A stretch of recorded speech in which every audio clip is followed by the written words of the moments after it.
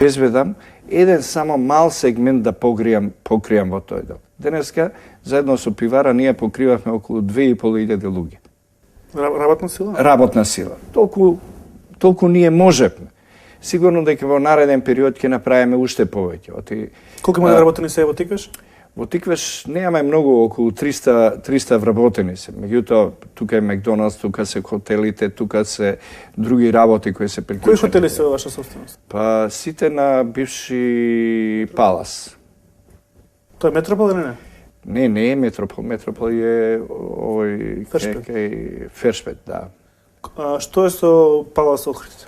Со Палас Охрид е дел од онаа хендикапот на несовршеноста на друштвото. Да не критикувам сега судство, несудство. Колку пари имате изгубено таму до сега? Немаме изгубено ние ништо, ние тоа што сме. Но не добиена добивка бидејќи ве замрзнат капиталот. Добро, тоа. Колку години трае тој процес? Па трае сигурно некаде околу 10 години. Така жмие Палас мртов? Па ние до вчера имавме последна пресуда добивме во тој дел, али ни остана нерешени прашања заради тоа што ние во Палас сме влезени преку берза. Ако влегувате преку берза, тогаш вие купувате чиста собственост, а ние фактички не сме купиле чиста собственост. И таа се сруши, пак се враќаме на онаа теза на емоциите, рацијото се изгубува и пресудите се во тој дел чија е собственоста на светот. Тоа ќе удри. И тоа е богат може тоа е влегувајќи во ново друштво, нова организација, ние споменуваме приватизацијата, меѓутоа не е само приватизацијата, тоа е филозофијата на друштвото. Дали ние влегувајќи во капитализмот по елементи, чии капитализам, на Адам Смит, на Макс Вебер, било чии капитализам можеше да ги носи контурите на капитализмот.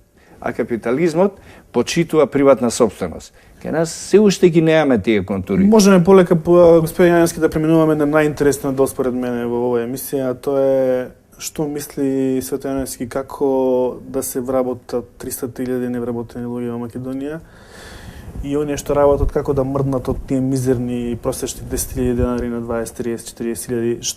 Што да се направи во државата? Имате ли ние како телевизија започнавме една собствен придонес сакаме да дадеме за целиот проблем? Покрај тоа што владата се труди со смели се и други акти, со оние родшоу, со инвестиции, владата дава напори да се подобри животот во Македонија. Ние како единка сакавме да придонесеме за тоа со онаа кампања, можеби сте фатиле за купување македонски производи, по трети пат се обидуваме тоа да го активираме како добра идеја. Дали тоа можеби ќе подобри ситуацијата ако македонците купуваат македонски брендови на рафтовите во супермаркетите, бидејќи од 1 милиарда евра кои што се вртат во нашата малопродажба, само 20% се македонски производи, додека 80% се од странство. Значи ние сме поразени дома, тешко се пробиваме во регионот, тешко се пробиваме во светот и навистина стануваме така, се уште не сме она што би требало да бидеме како стандард, како плати, како вработеност. Која е идејата на Свето Јаневски тука, што би можело да се направи? Тоа е реалноста која кажуваш. Анализите што треба да се направат, треба да одговорат на тие прашања што е проблематично. Ако сакате да зголемите потрошувачки, или треба да го подобрите стандардот, или треба да промените пореска политика во делот, за да може тоа да се покрене. Негде има пореска политика, негде има недоволен стандард и така натака. Така да потрошувачката е во тој дел проблематична и ние се наоѓаме на тоа ниво на кое се наоѓаме. Ние знаеме, рецимо, во потрошувачката на овие круг на пијалоци кои ги ние работеме, ние сме на најниска гранка и тоа е прашање за секој од нас. Ако ние пиеме 36 литра пиво по глава, а иста една земја околу нас, во Србија и во Хрватска и во Бугарија, пијат дупло повеќе, тоа е прашање што е со некој дел од нашава политика.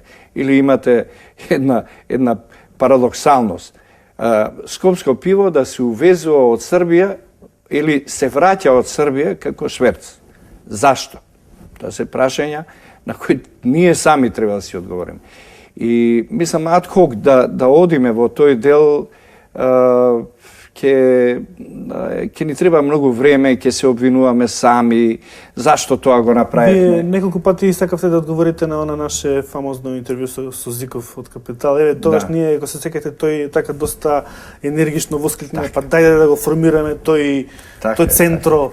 Така. Што е со таа идеја? Дали беше тоа исто така доста демагогија само мене Зиков или држи водата и муабет, бидејќи знаеме дека Агрокор ја врши таа политика, Меркатор исто, Рамстор тука кај нас тоа го прави, Веро, тие ги буткаат нивните производи надвор.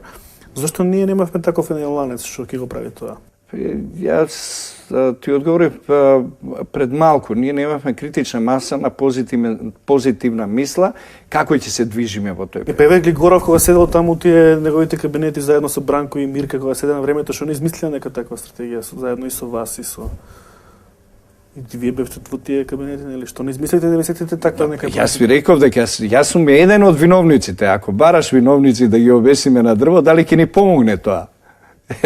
Јас ќе се пријавам, перманентно кога зборуваме, бидејќи сум учесник на сето тоа што се случувало. Меѓутоа се обидувам да ти кажам дека ние како луѓе грешиме од незнаење. И ние во тој период не сме знаеле.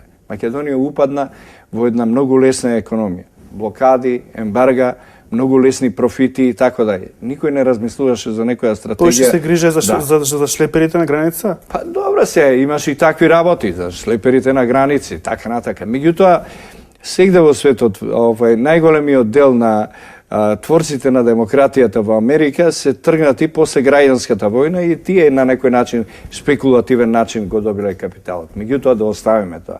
Тоа е историја. Ние погрешивме 2001 година, направивме слободна трговија не водејќи сметка за било што стратешко во Македонија. Оти Македонија на крај на краишта имаше потреба да има нешто стратешко.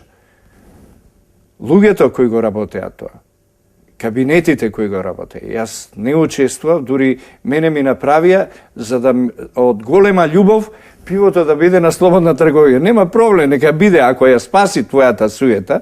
И замислите, ако правите документи во кои ја задоволувате својата суета, тогаш вие ништо не правите.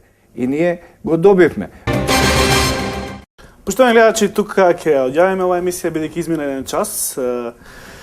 Разговорот е многу интересен со господин Цветјаневски, така што јас ќе ве повикам да не гледате после 2 дена уште еднаш, значи ќе имаме втора дел на интервјуто. Сега за сега останете со здравје и гледате ја наша ТВ. Поздрав!